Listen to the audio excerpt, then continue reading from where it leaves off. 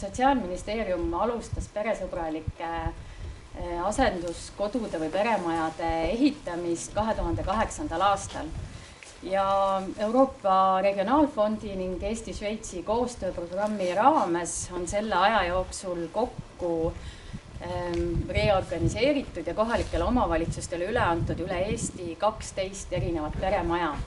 Ja Tilsi on nüüd siis see viimane. Nüüd on paslik minu poolt üle anda ka üks selline suur võti. Ja see võti peaks siis avama kõik need 4 uut kodu. Nii et palju õnne! Aitäh teile!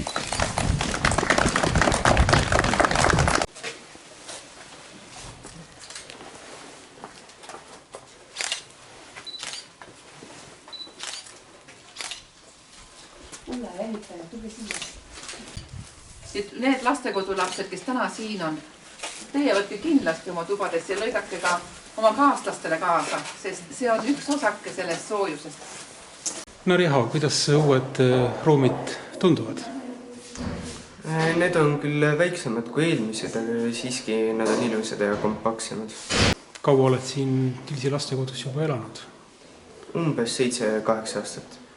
Kui nüüd võrrelda seda 7-8 aastat, mis oled siin olnud uusi ruume ja vanu ruume, et mis selline kõige suurem vahe nendel on? Väiske värvile. Aga kui võtta nagu välimusel kõige suurem vahe, siis on ikkagi nagu ruumide paigutus ja niimoodi.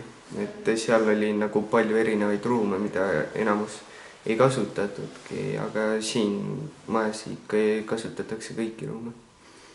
Kuidas te siin elama hakkate? No nagu peredes ikka, et igaüks omas toas söösel ja kokkame koos, mängime koos ja nii edasi. Siin on ilmselt meil hakkab olema söögilaud. Seal on meil kööginurk, mida ilmselt ma hakkan väga tihedasti kasutama. Siin on meil teleku vaatamine. Siin on meil igal ühel oma tuba, siin isiklikult oma enda tuba. No näitama tuba ka.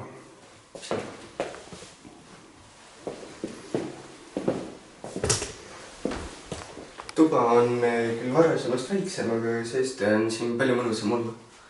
Et nagu tundub, et ruumi on rohkem, aga tegelikult ei ole.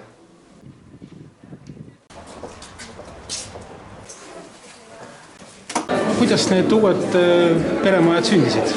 Uued peremajad sündisid praktiliselt riigipoolset osalusega Euroopa fondi rahadest. Tilsi oli viimane, kus oli veel vana maja koridorsüsteemis ja siis oli see võimalus meil üle 1,4 miljoni, mis oli raha järgi jäänud. Me tegime aastast 2014 kuni tänaseni siis seda tööd, et me need majad saaksime.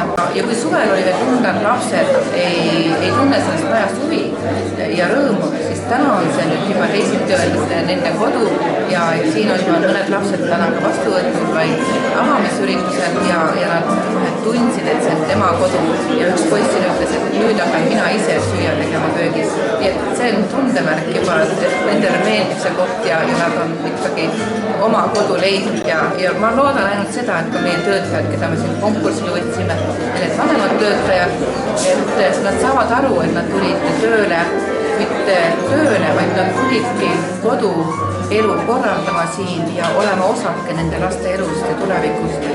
See on see kõige olulisem. Kui nad selle missiooni täidavad, siis me oleme oma kodudesse saavutanud suurepärasele tulevikule. Palju siin 2 majas lapsi elab? 2 majas tähendab 2 maja ja 4 peret ja igas peres on 8 last, maksimum 32 last. Aga igapäevaselt kindlasti nii palju ei ole, sest meil on ka 13 välisõppijat kutsekoolides ja tehnikumites. Et ütleme 5-6 jääb keskmiselt siia majja.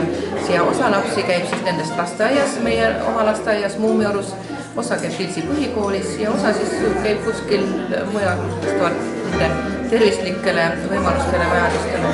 Kus kandist need lapsed pärit on? Lapsed on hetkel ikkagi veel üle Eestimaa. Kõige rohkem on muidugi Võrumaalt, Antsla on üks ja Urvaste kant kus on tulnud Põlvamaalt. Mida võin öelda, et Laheda vald pole seda abi kunagi oma lastele pidanud pakkuma. Meie lapsed on oma peredesse jäänud, aga mine tea, tulevikus ikka juhtub olukordi, siis võiks mitte seda võimalust kasutada kõigile. Ja muidugi me tahame öelda, et tuleksid inimesed vaatama seda kodu praegu, sest on mõned vabad kohad kohe tekkimas, sest lapsed lõpetavad koole ja pärast seda koolist lahkumist tekib vaba koht. Et tulge ja vaadake, otsige võimalusi ja siin on õed-vennad kõik koos ühes peres ja see annabki nendele sellise hea tunde, et see ongi minu kodu, minu pere ja ma teengi seda kõigile meie Põlva ja Võrumaa omavalitsustele, et tulge vaatama ja võtke see koht endale armsaks. Siin on võimalik lastel hea elada.